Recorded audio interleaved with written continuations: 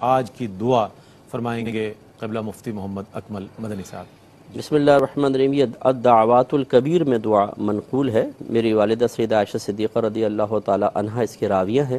وہ کہتی ہیں کہ نبی کریم صلی اللہ علیہ وسلم جب بھی آئینہ ملاحظہ فرماتے تو یوں دعا کرتے کہ الحمدللہ اللہم کما احسنت خلقی فاحسن خلقی، کہ اللہ تعالیٰ جیسے تو نے، پہلے تو الحمدللہ اللہ کا شکر ہے، ہم شکل دیکھتے اپنے اللہ تیرا بڑا شکر ہے کہ تو نے ہمارے ایسی صورت بنائی، اے اللہ جیسے تو نے میری ظاہر کو خوبصورت بنایا ایسے میرے اخلاق اور کردار کو بھی بہتر بنا دے۔ اور بعض روایات میں حسنتا کے الفاظ ہیں، حسنتا خلقی فحسن خلقی، دونوں ہیں۔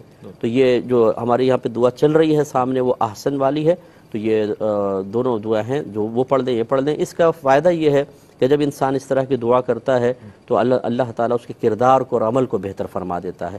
اور ہمارے نبی کریم صلی اللہ علیہ وسلم گویا کہ اس میں اشارہ فرما رہے ہیں کہ صرف اپنے ظاہر پر ہی توجہ نہ رکھو کہ آئینہ دیکھ رہے ہیں، بال بنا رہے ہیں اور جو میں بڑا خوبصورت لگ رہا ہوں، بلکہ اپنے ظاہر کے ساتھ ساتھ اپنے باطن کو خوبصورت کرنے کی بھی اللہ کی بارگاہ میں درخواست پیش کریں۔ میں مفتی صاحب آپ کا بہت شکریہ ادا کروں گا۔